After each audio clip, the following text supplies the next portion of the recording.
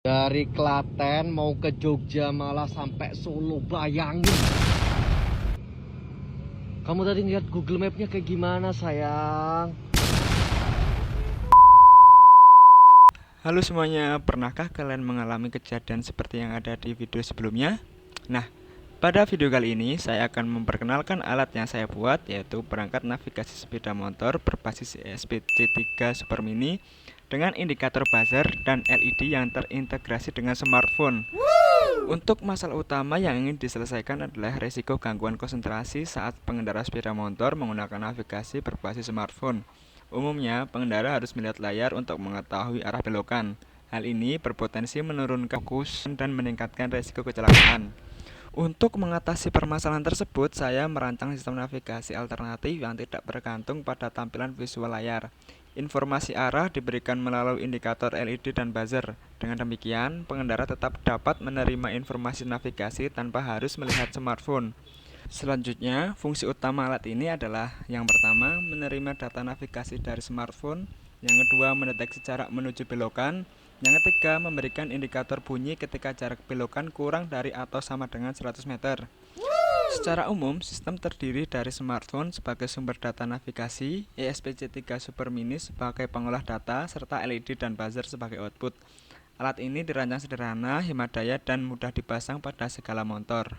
Selanjutnya, saya akan menjelaskan komponen utama yang digunakan dalam sistem navigasi ini. Komponen utama yang pertama adalah ESP-C32 Super Mini. Microcontroller ini dipilih karena memiliki Wi-Fi dan Bluetooth yang terintegrasi sehingga memudahkan komunikasi dengan smartphone. Selain itu, konsumsi daya yang relatif rendah mendukung pengembangan sistem IoT. Komponen yang berikutnya adalah layar TFT display. Layar ini digunakan untuk menampilkan status sistem seperti koneksi, arah navigasi, dan notifikasi sistem. Layar ini dipilih karena memiliki sudut pandang yang lebar dan tampilan yang jelas. Komponen yang berikutnya adalah buzzer. Buzzer berfungsi sebagai indikator audio. Ketika jarak belokan kurang dari atau sama dengan 100 meter, buzzer akan berbunyi 2 kali. Selanjutnya, pada proses perakitan hardware, kita menggunakan ESP32C3 Super Mini sebagai microcontroller utama yang terhubung dengan layar TFT ST7789 yang berukuran 240x240, serta sebuah buzzer sebagai output suara. Yang pertama, pin 3,3 volt dari ESP32 dihubungkan ke pin VCC pada TFT, sedangkan pin ground ESP32 dihubungkan ke ground ke TFT dan juga ke buzzer. Ini memastikan seluruh rangkaian memiliki referensi tegangan yang sama. Selanjutnya, komunikasi antara ESP32 dan TFT menggunakan protokol SPI. Adapun koneksi pin yang adalah sebagai berikut. Yang pertama, SCL dari TFT dihubungkan ke pin 4 pada ESP32. Yang kedua, SDA dihubungkan ke pin 6. Yang ketiga, DC atau data komen dihubungkan ke pin 1. Yang keempat, res atau reset dihubungkan ke pin 0. Pin CS atau chip select pada modul TFT tidak digunakan secara khusus pada rangkaian ini sehingga diatur sebagai min 1 di program. Kemudian untuk buzzer, salah satu kaki buzzer dihubungkan ke pin 3 pada ESP32 dan kaki lainnya ke ground. Buzzer ini berfungsi untuk memberikan peringatan saat navigasi mendekati belokan. Masuk pada pemrogramannya. Program ini merupakan sistem smartwatch smart display berbasis ESP32C3 Super Mini yang terhubung ke aplikasi Kronos melalui library Kronos ESP32 dan menampilkan antarmuka grafis di layar TFT menggunakan library Adafruit. Yang pertama yaitu sistem akan menampilkan jam, tanggal, status baterai dan koneksi, cuaca, notifikasi, navigasi turn by turn, dan buzzer peringatan saat mendekati belokan. Berikut penjelasannya.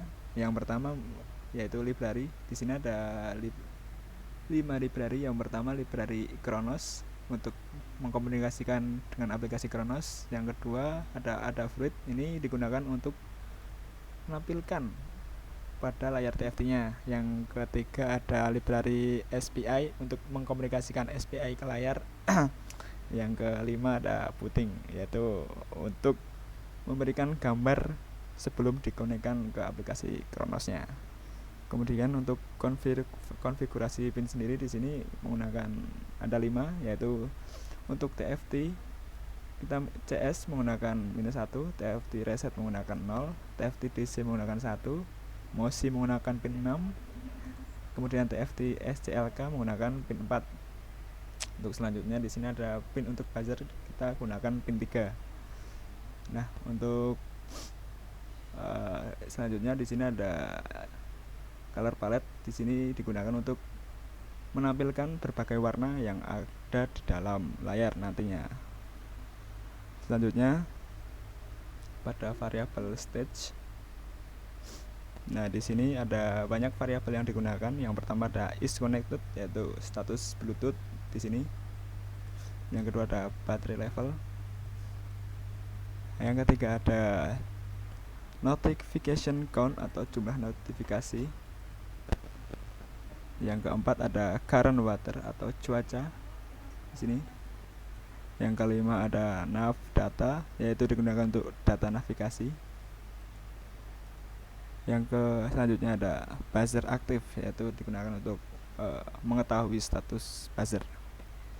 Selanjutnya yaitu pada sistem buzzer di sini. Nah, di sini kita gunakan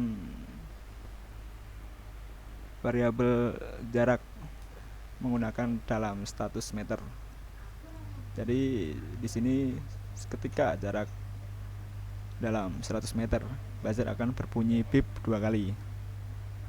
Nah, masuk pada fungsi buzzernya, yaitu seperti yang saya sudah jelaskan tadi. Ketika sudah pada jarak 100 meter, buzzer akan berbunyi bip 2 kali. Seperti ini. Nah, di sini ada buzzernya, ya, bip 2 kali. Selanjutnya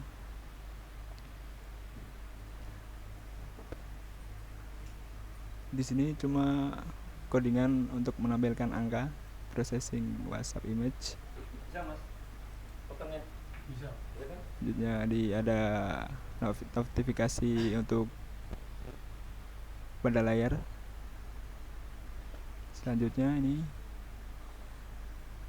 sama seperti notifikasi pada layar. Nah, di sini hanya untuk menampilkan status baterai, cuaca, serta yang lain-lain seperti yang sudah dijelaskan pada variabel di atasnya. Sekian dari saya, sedikit program yang ada pada project kali ini. Selanjutnya kita masuk ke cara kerja aplikasi Kronosnya. Di sini ketika belum mempunyai aplikasi Kronos, kita perlu mendownloadnya terlebih dahulu di aplikasi Play Store. Di sini saya sudah memiliki aplikasi Kronosnya, lalu kita buka.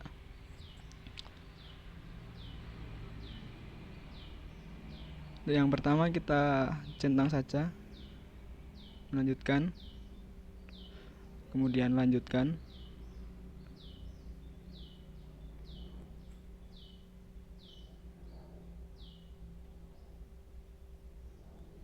Lewati pengaturan saja.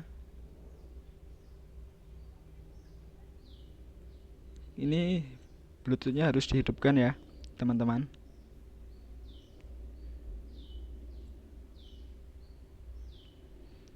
Jika sudah, langkah yang pertama yaitu menghubungkan aplikasi Kronos ke ESP32C3 Super Mini-nya. Yang pertama kita harus menghidupkan aplikasi Kronos C3 Super Mini-nya.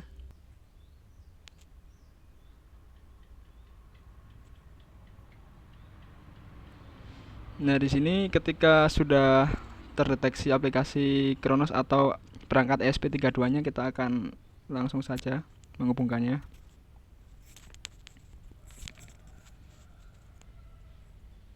Nah, ketika sudah terhubung, di layar TFT-nya akan memunculkan beberapa informasi tapi belum lengkap. Selanjutnya, kita akan masuk ke menu notifikasi sebelah sini. Kita aktifkan panggilan SMS. Kita izinkan saja. Terus SMS. Kita izinkan saja. Yang kedua, kita akan mengizinkan akses notifikasinya. Kita izinkan saja di sini. Lalu kita kembali. Selanjutnya masuk kepada settingan jam tangan. Di sini kita hidupkan di manajer ESP C32 ini. Navigasinya kita on kan. Selanjutnya kita akan menghidupkan cuaca dengan cara di sini pengaturan pembaharuan cuaca, lalu kita klik settingan ini, kita on kan saja, lalu kita on kan yang ini saja, terus menemukan lokasi, kemudian kita save teman-teman. Ketika sudah, maka pada layar TFT akan memunculkan beberapa informasi terkait dengan apa yang sudah kita setting di sini.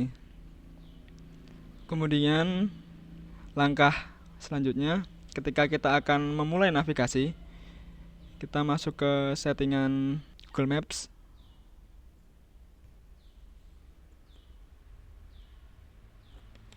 Di sini kita akan memulai navigasi.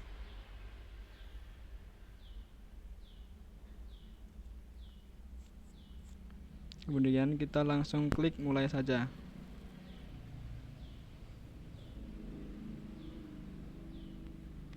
Maka langsung pada tampilan layar TFT akan memunculkan navigasinya. Nah, selanjutnya saya akan mendemonstrasikan alatnya. Di sini ketika di start pada real time, ketika jarak kurang lebih atau sama dengan 100 meter, buzzer akan berbunyi 2 kali. Seperti yang ada di video. Selanjutnya saya akan memberikan tabel hasil pengujian saya. Yang pertama, ketika jarak 250 meter, buzzer belum aktif karena sistem belum memberikan peringatan. Ketika jarak 150 meter, buzzer juga belum aktif karena sistem belum mencapai batas peringatan. Ketika buzzer atau jarak sama dengan atau kurang dari 100 meter, buzzer akan berbunyi bip 2 kali karena sistem memberikan notifikasi bahwa akan ada belokan di depan. Ketika jarak 50 meter, buzzer tidak aktif karena sistem akan berjalik normal atau buzzer kembali reset. Selanjutnya pada tahap pengembangan dan modifikasi. Perangkat navigasi sepeda motor berbasis ESP32 ini masih memiliki peluang untuk ditingkatkan lebih lanjut, baik dari sisi fitur maupun performa sistem. Salah satu pengembangan yang dapat dilakukan adalah penambahan modul getar atau vibration motor sebagai indikator tambahan selain LED dan buzzer, sehingga informasi navigasi dapat dirasakan secara taktil oleh pengendara. Selain itu, sistem dapat dikembangkan dengan menambahkan modul GPS langsung pada ESP32C3 ini, agar perangkat tidak sepenuhnya bergantung pada smartphone sebagai sumber data lokasi. Penggunaan speaker mini dengan output suara berupa instruksi verbal juga dapat menjadi alternatif agar informasi arah lebih komunikatif. Dalam sisi penelitian lanjutan, sistem ini dapat dianalisis lebih dalam terkait efektivitas indikator audio terhadap waktu reaksi pengendara, konsumsi daya sistem dalam penggunaan jangka panjang, serta integrasi dengan teknologi berbasis kecerdasan buatan untuk optimalisasi rute secara adaptif. Dengan berbagai kemungkinan tersebut, perangkat ini memiliki potensi untuk dikembangkan menjadi sistem navigasi sepeda motor yang cerdas, aman, dan aplikatif di masa mendatang. Terima kasih dari saya, kurang lebihnya mohon maaf. Wassalamualaikum warahmatullahi wabarakatuh. Semoga tidak kesasar lagi ya teman-teman. Bye-bye.